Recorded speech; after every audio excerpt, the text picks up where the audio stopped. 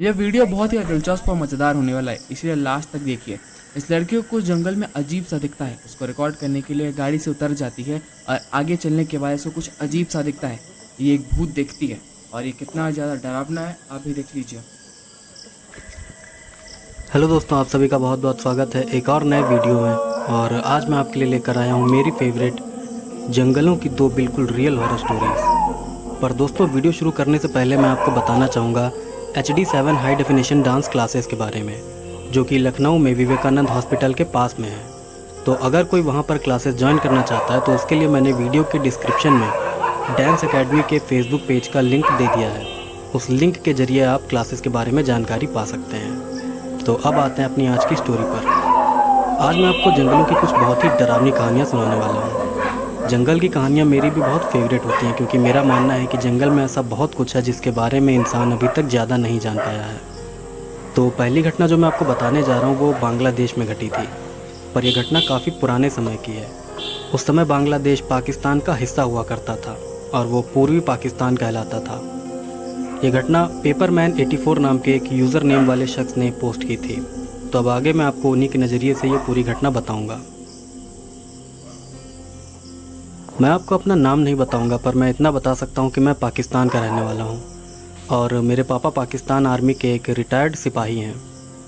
और जो घटना मैं आज आपको बताने जा रहा हूं वो मेरे पापा के साथ तब घटी थी जब बांग्लादेश पाकिस्तान का हिस्सा हुआ करता था। दरअसल मेरे पापा ने जब पाकिस्तान आर्मी ज्वाइन की थी तब उनको ट्रेनिंग के लिए पूर्वी पाकिस्तान यानी कि आज के बांग्लादेश भेजा गया था।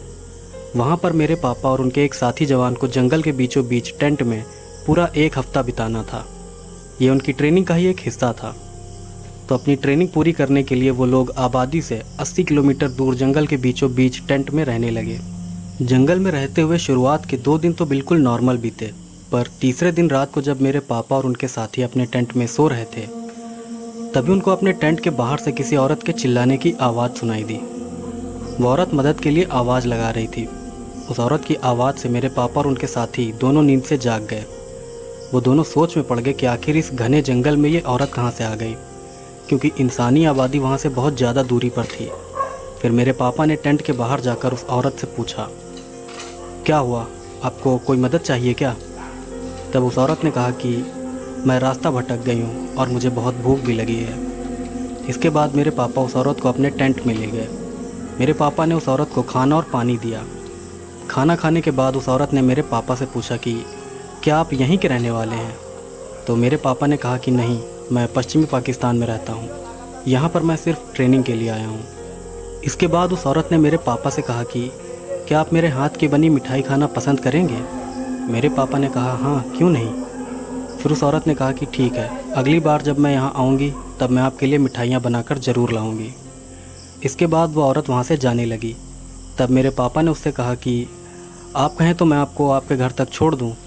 इस पर उस औरत ने कहा कि आप परेशान मत होइए, मैं चली जाऊँगी। फिर वो औरत वहाँ से चली गई। इसके बाद अगली रात को वही औरत फिर से मेरे पापा के टेंट के पास आकर आवाज़ लगाने लगी। मेरे पापा ने फिर से उस औरत को टेंट के अंदर बुलाया और खाना पानी दिया, लेकिन अब की बार उसने खाना नहीं खाया, बल्कि उस औरत ने एक प्लेट में लाई हुई मिठाई मेरे पापा की तरफ बढ़ा दी। वो मिठाइयाँ अभी भी गर्म थीं और इस बात से मेरे पापा बहुत हैरान थे, क्योंकि वो जानते थे कि यहाँ आसपास कोई भी इंसान नहीं रहता है, तो ये औरत आखिर गर्मा गर्म मिठाइयाँ बनाकर कैसे ला सकती है। मेरे पापा को उस औरत पे शक होने लगा था कि ये कोई इंसान नहीं है, लेकिन उन्होंने उस औरत के सामने ये बात जाहिर नहीं होने दी।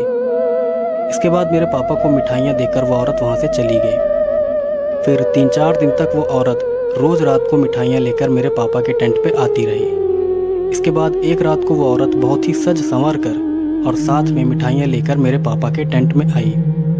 फिर उस औरत ने मिठाइयाँ देने के बाद मेरे पापा से पूछा, क्या आप शादीशुदा हैं? मेरे पापा की उस समय शादी नहीं हुई थी, लेकिन मेरे पापा जानते थे कि औरत कोई इंसान नहीं है, इसलिए उन्होंने उससे झूठ बोल दिया। उन्होंने कहा कि हाँ, मेरी शादी हो चुकी है। इसके बाद उस औरत ने मेरे पापा के साथी जवान से पूछा कि क्या आपकी भी शादी हो चुकी है? तो उन्होंने कहा कि नहीं, मेरी शादी अभी नहीं हुई है। इस पर उस औरत ने मेरे पापा के साथी से कहा कि मैं आपसे शादी करना चाहती हूँ, क्या आप मुझसे शादी करेंगे? इस बात पर मेरे पापा के साथी ने कहा कि नहीं, मैं आपसे शादी नहीं करना चाहता। ये बात सुनते ही वो औरत बहुत गुस्सा हो गई। फिर उस औरत ने मेरे पापा और उनके साथी से गुस्से में कहा कि तुम दोनों ने मेरा बहुत समय खराब किया है और इसके लिए तुम दोनों बहुत पछताओगे। इतना बोलते हुए उस औरत ने गुस्से में मिठाइयों को ज़मीन पर फेंक दिया। फिर वो वहाँ से चली गई। मेरे पापा और उनके साथी उस औरत की लाई मिठाइयों को खाते नहीं थे, बल्कि रोज़ाना उस औरत के जाने के बाद उस औरत की लाई हुई मिठाइयों को टेंट से